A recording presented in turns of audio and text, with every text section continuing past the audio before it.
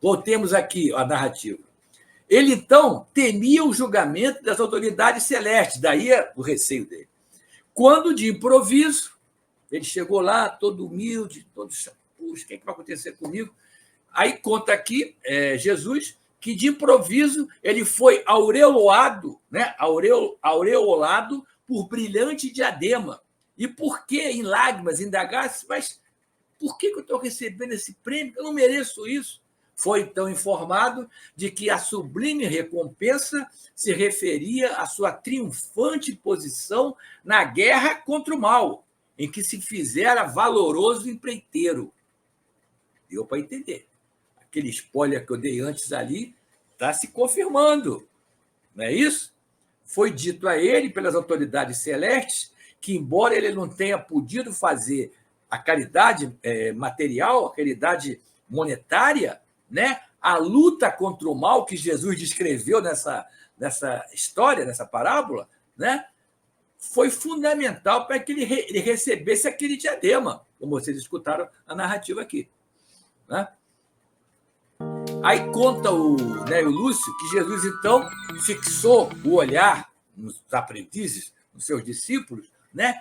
E, calmamente, como era o viés de Jesus, concluiu num tom amigo.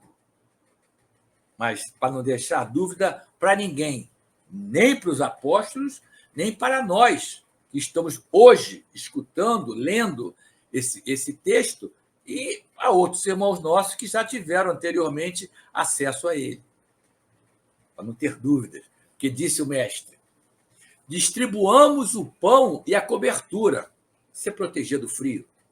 Acendamos luz para a ignorância e intensifiquemos a fraternidade, aniquilando a discórdia. Em resumo, o que Jesus está dizendo? Façamos o bem.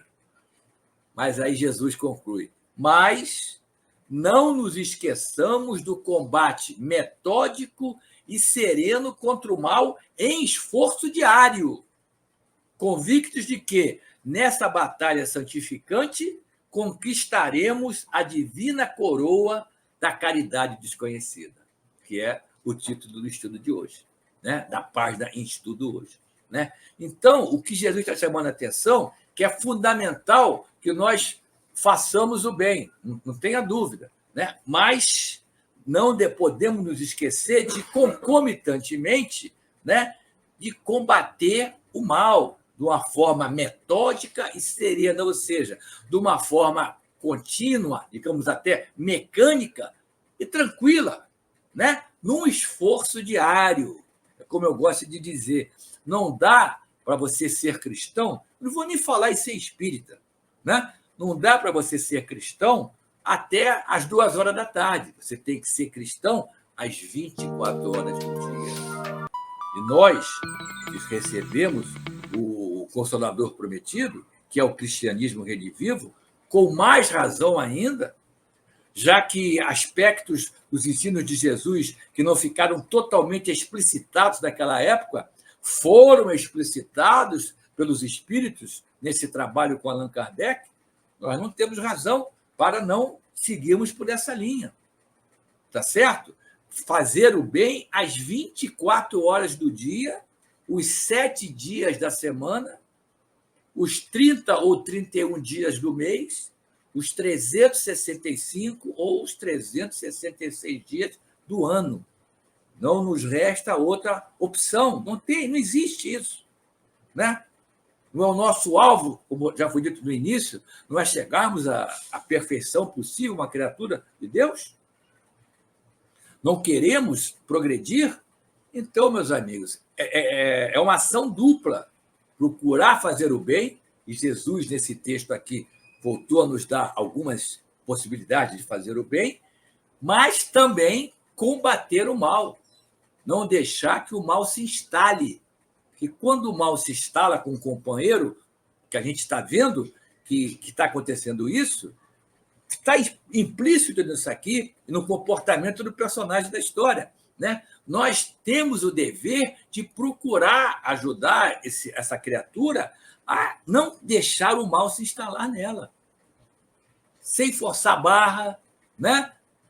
escutamos aqui, de uma forma metódica e serena. É assim que Jesus fez. Jesus convencia, evidentemente, por toda aquela ambiência que ele exalava, né? Só para dar um exemplo, me veio na mente aqui agora, aquele livro Ave Cristo, quando o poderoso senador Públio Lentulus procurou Jesus a pedido da sua esposa Lívia, né? Que a sua filhinha Flávia estava, na época, com a hanseníase, na época que se usava lepra, né? Num estado bastante grave, e ele foi de noite, né? Para que ninguém visse o poderoso senador junto ao Nazareno, né? E Públio Lentulus, o Emmanuel narra no livro, não aguentou a proximidade de Jesus, tanta energia boa saindo, que Públio Lentulus ficou chorando o tempo todo. Isso, meus amigos. Então, é essa situação aqui que está sendo colocada nesse finalzinho desse texto do Neo Lúcio, né? Mostrando que conquistaremos a coroa da caridade desconhecida fazendo qualquer outro tipo de caridade sem ser necessária e exclusivamente a caridade material.